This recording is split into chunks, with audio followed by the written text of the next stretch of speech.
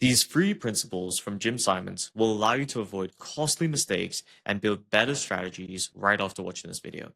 This man over here turned Renaissance Technologies into the most successful hedge fund in history, doing 66% annual returns before fees, and after hedge fund fees it was around 33% annual returns for 30 years. While most of his edge remains a secret, he has openly shared principles that work for retail systematic traders just as well as they worked for his billion-dollar fund. The reason why I know these work? Well, these are the exact rules I employ in my own algorithmic trading that led me to do 18% last month. While these are nothing compared to obviously Jim Simons' performance, this has completely transformed me from an unprofitable trader to one that now can do 18% in a month. If you're wondering what is Jim Simons' overall performance over that time, here's a nice little table from 1998 to 2018, and you can kind of see the returns by each year and the size of the fund as well in millions. Ultimately, he capped the fund at 10 billion because it wasn't able to handle any more capital than that. But being able to handle 10 billion and doing these sort of returns on average is still impeccable. Now, the first rule you need to know is that past performance is the best predictor of success.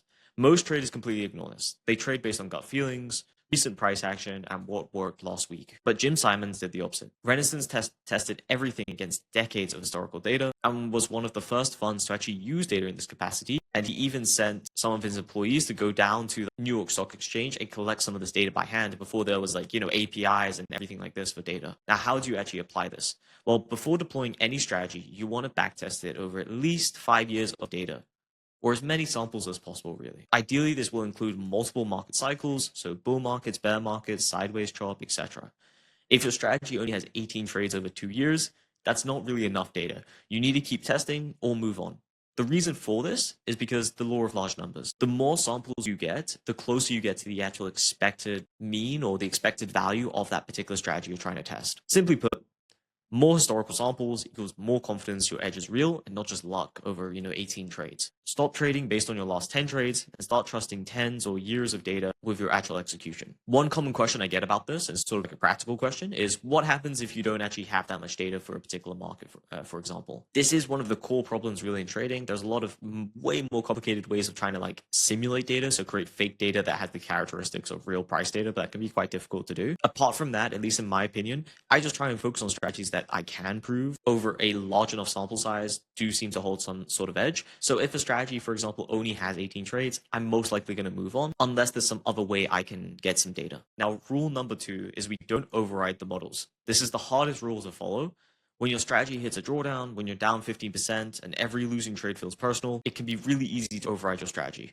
But Jim Simons had one strict rule, and it's never override the models based on emotion, or really in general. Now, why does this matter? Well, every strategy will have losing streaks. If you backtest properly, you know this ahead of time. A key thing I like to say around backtesting is it teaches you about the behavior of the strategy. A lot of people come into backtesting purely for optimization, so trying to get the highest returns possible, which is a somewhat flawed way of thinking about it. And then 2, obviously testing if the strategy works, which is completely sensible.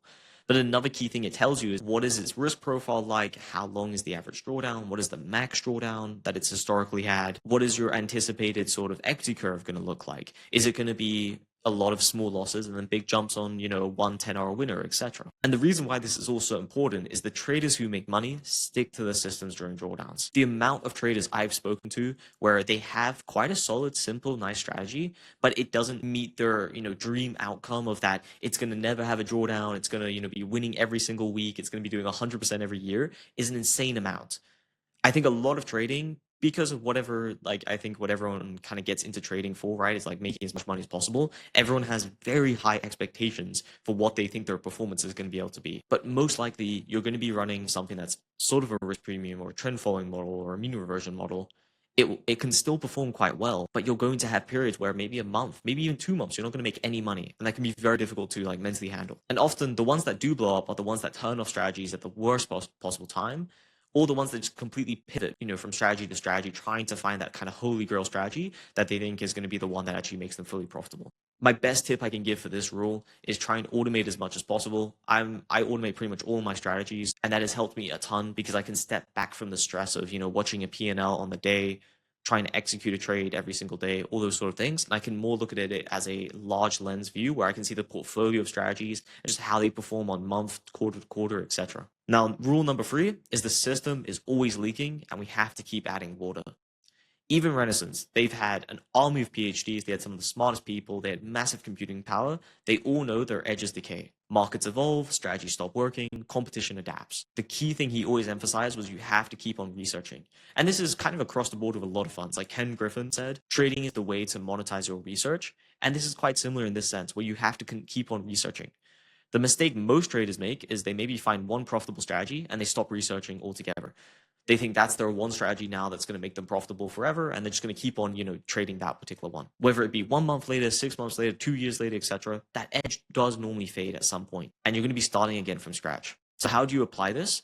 Well, I would dedicate at least 25% of your current time to testing new strategies. Now, obviously, this can be a bit difficult if you aren't automated, so maybe that would be a bit less time. But for me, most of my day nowadays is testing new strategies, looking at new ideas, and just trying to get some inspiration for what I think could add to my portfolio. Another key one is testing new markets, adding crypto, adding Polymarket, for example. Polymarket has a lot of small inefficiencies you can kind of exploit right now. Now, they are quite illiquid, meaning you can't push a ton of capital for it. But if you're starting with a small account, there's definitely things you can find on Polymarket, for example. I'd also say testing new markets is perfect when you have maybe a bit of automation, or if your strategies are quite simple for you to execute, such as swing strategies, right, that don't take too much time to execute. Because adding new markets adds more diversification. It can normally add more total returns or risk-adjusted returns as well. And you can also explore like new time frames, so daily, weekly, lower, like 4 hour, 1 hour, etc. You can read new papers and books. I will say a lot of people think academic papers are like, they're going to detail out a whole strategy and it's going to work, and you just simply click play and you execute that strategy and it works. Most of the time, academic papers are somewhat flawed in some essence, but that doesn't mean you can't get value from it. And I do see this a lot in the whole trading community, is that if something doesn't easily lead to you getting more returns, most people sort of just disregard it, right? They think, well, academic papers are normally flawed. They don't really always work. There's normally something they haven't mentioned or maybe an assumption they've made wrong. But they don't take it for all the value it can provide with new ideas, new approaches that you can test and build on from there. Same thing with books. A lot of books I recommend, people that do, go on to be really successful from them, normally take the parts they like from the book and then build that into a really good strategy, or take the lessons they've learned from that book.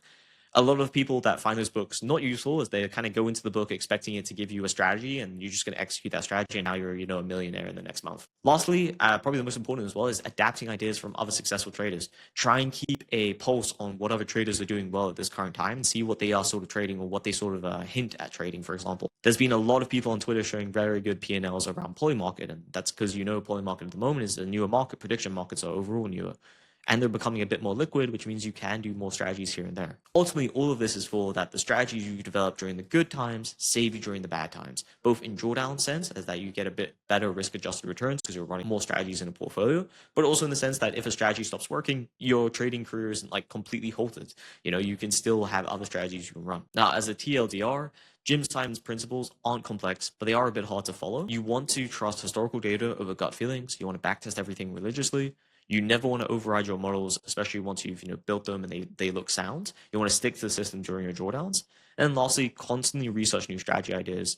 Edges decay, so always be building and researching new things. Also, it keeps you on your toes and normally makes you a better trader overall, because you can learn a lot from other traders. And then lastly, if you want to learn how to backtest and build robust strategies, check out the first link in the description.